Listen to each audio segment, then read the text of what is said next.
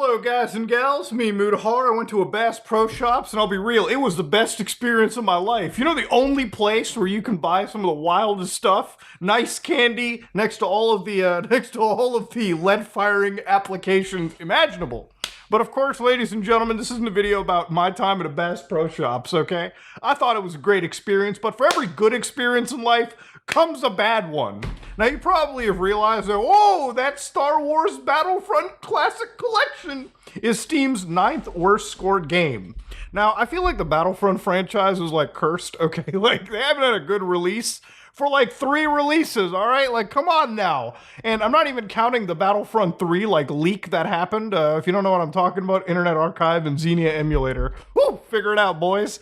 But understandably, this is something I was a little excited for. Like, I thought me and Jen were gonna sit down and kind of split screen this action because we both kind of played Battlefront back in the day. I'm not a big Star Wars fan, but I had a PSP at one point with Battlefront inside it. So obviously I played Battlefront 2 a lot on this, and then I moved up to playing on the Xbox, then the PC. So I was like, whoa, I get to relive some of my youth again? Awesome! But of course, ladies and gentlemen, one of the best reviews in this situation is one that I found right here on the internet. For instance, on Xbox, Lorebagger writes, "This is like the equivalent of finding your kid 20 years later and you see them hooked up on Fent while gooning in their face." Oh, dude, I love Xbox reviews, man. The Xbox community is notoriously savage. But of course, if you go to the Classic Collection, you might notice, whoa, they're overwhelmingly negative. Ooh, 4,000 reviews. So clearly, there were a lot of people looking forward to playing this actual game. As of right now, there's about 2,720 people in the game, with an average positive review of 22.47%. Clearly not a lot of people are enjoying it. In fact, I think the top review pretty much solidifies it. Just buy the classic. Yes, it's still actually available for $12.99, which again, I just want to remind people, I'm glad they haven't delisted this crap yet. Normally when they release these remasters, remakes, or like collections, usually the previous copy just is unavailable to buy. Buy this if you can. This is actually a good version of the game. So anyways, what actually ended up being the problems for this? Well, for anybody that doesn't know, Battlefront actually is a multiplayer game. Now, of course, back when it came out on the PS2, Xbox, a lot of it was centered around single player. It had a lot of bot support, split screen action, because at the time, multiplayer gaming was still relatively new. So a lot of these developers, if they were going to sell you a $60 game, they wanted to make sure you had enough bang for your buck. So if you bought it, came home, you weren't playing just a game that had a bare bones function. Now, most multiplayer games these days usually give you like a small little offline portion, and generally you do have to be connected on the internet, which again, times are different. But of course, Battlefront was really popular because it had a story mode, Galactic Conquest, a whole bunch of extra goodies. So if you didn't have an internet connection or the ability to connect online, you could still enjoy this game by yourself or with your friends. So obviously in the year 2020 goddamn 4, there has to actually be some updates to the formula. And it seems as if Star Wars Battlefront Classic Collection literally launched at night with 3 servers, maximum on PC. Yeah, I'm not even joking, 3 servers on PC. Now, I don't have to be Nostradamus to tell you that was a bad idea going forward. And if you're launching a game, maybe this is actually the only time I've ever seen a game launch with this little online support. Now, I can't speak for PlayStation and Xbox people. I bought this dog shit on the PC, okay? So I only know my experience. So yeah, 3 64-player servers.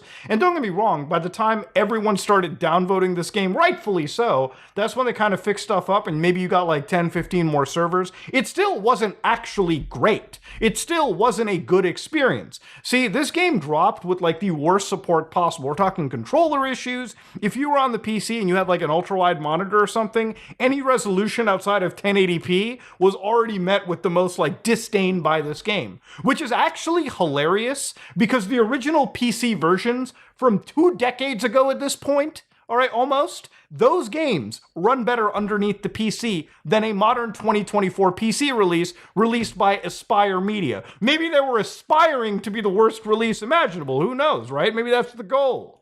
So before I get an aneurysm, I just want to talk about how this was received. 79 generally favorable on PC reviews for Metacritic, which this is the reason why I actually can't understand gaming journalists and reviewers, because a grand majority of them, like, look at this fucking review right here. Just read this shit.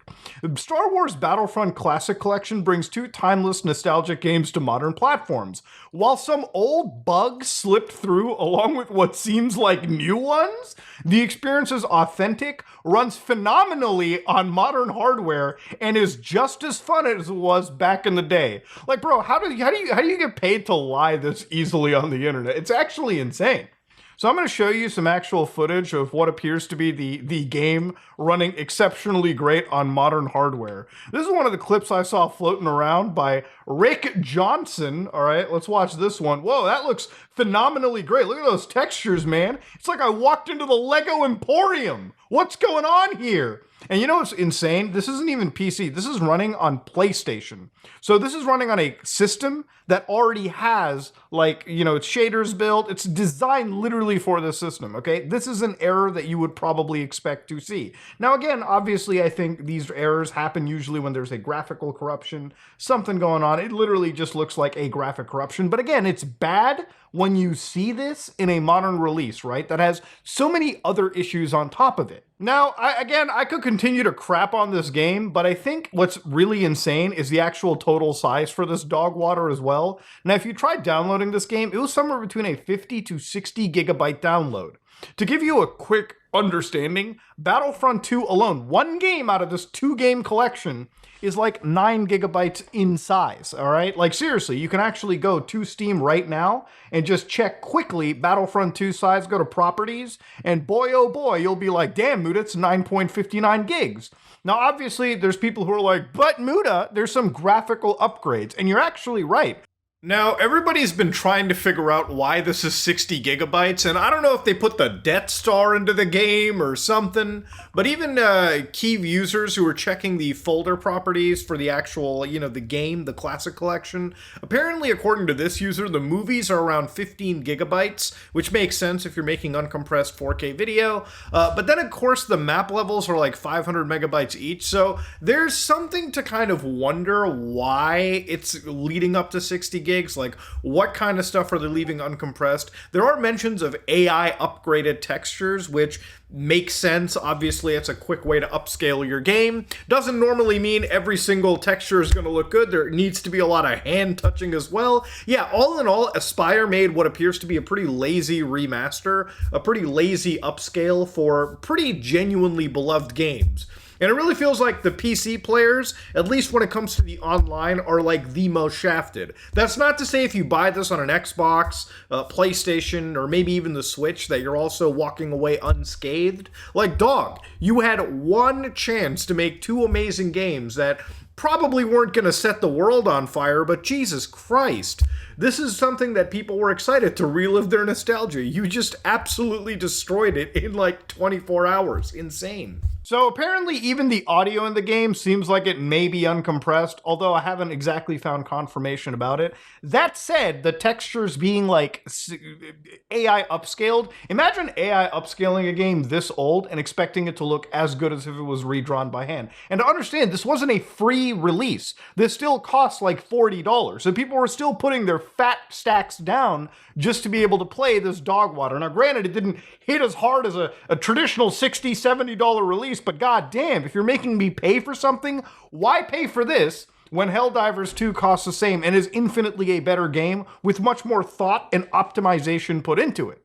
Now, of course, I don't want to end these videos off on just crapping on a video game. No, in reality, I'm going to teach you guys exactly how to get these games and get them running up properly. So again, if you don't know, go over to Star Wars Battlefront 2, the original, give that a download, and obviously it's got issues, but there are a couple mods that I was using to literally remaster the game for me. So again, download at your own risk, but for instance, this one mod allows me to actually play the game on modern resolutions. So for instance, anything past 1080p, especially if you have an ultra-wide monitor like me, you can actually run these games at a proper aspect ratio with the proper resolution. And the game games look and run exceptionally great. Dude, they're like almost 2 decades, if not over. You're gonna be fine. Most modern computers can run this, okay? Your toilet bidet could probably run these games at maximum settings. But again, yeah, this is one of the mods that I was using to literally remaster the game quickly. And it's not 62 gigabytes, it's actually 68 megabytes to download. So no, you're not getting fisted in the drive department there. And again, unlike the current classic collection, there's also a whole bunch of mods that Steam actually has showcased where you can download them to extend new maps, new units, new eras, new everything. I mean, one of the interesting mods that I saw was a Mass Effect unification mod where literally they actually introduced entire classes and then also actual maps from the Mass Effect universe. And if you're looking closely, even UI updates as well too. So you don't even have to keep things entirely you don't have to keep things entirely on the Star Wars universe. You can even extend it over to the actual different sci-fi worlds out there. I mean, and it shows you how alive this community is when there's still so many map packs that are released, even as recently as I would say 2017. Like this community is still actually actively developing for this game. So no, you don't need Aspire to keep this alive. In reality, this collection should have just existed to update this game so that it could run properly on modern systems. Why they couldn't do that and decided to actually go down the worst possible ways to remake this trash is beyond me. These games are actually great titles. You don't even have to be a Star Wars fan to appreciate the fun of 64-player, even with bots, Battlefront. It's just a shame that Aspire actually mishandled this entire release to the point where now this game is just considered a giant meme for everybody. And the only reason anyone's talking about it is, again, for negative reasons. Look, I wish I could be positive about this game. I really do wish. But this is another scam released by a developer that, in my opinion, deserves to go under, okay? These are the people that are supposedly behind the Knights of the Old Republic remake, which thankfully didn't go anywhere, if this is the amount of quality that you're expecting. Now, of course, Aspire released this crazy statement, and by crazy, I mean absolutely bare fucking bones. We'd like to thank the Battlefront community for the overwhelming support and feedback. What support? Where's the support? Where is it? Who's the support beam?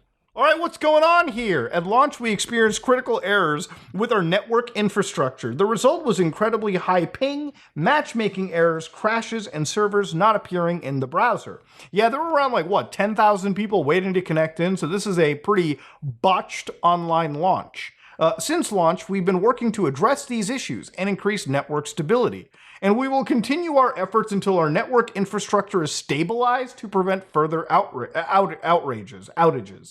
Please continue to report bugs, errors, or unexpected behaviors. Now, honestly, for a release as bad as this, please continue to request refunds and just buy the original versions available. You don't need to give Aspire your money. Just buy the original classic releases and just apply simple mods that move them up to actual play. You don't need to support developers that do shit behavior like this, or publishers in this sense too. Look, Battlefront's a great game. Don't let this be your first actual view of it, because it goes far beyond network issues. Buy the originals on Steam. Shit. Buy the original copies for PlayStation, Xbox, whatever, okay? Play those. You don't need to support this nonsense anyways. This is just a slap in the face to what are classic games that, honestly, people were really looking forward to just sit down and have a bit of nostalgia over. Ladies and gentlemen, this is me, Mutahar, and if you like what you saw, please like, comment, and subscribe. Dislike if you dislike it. I am out.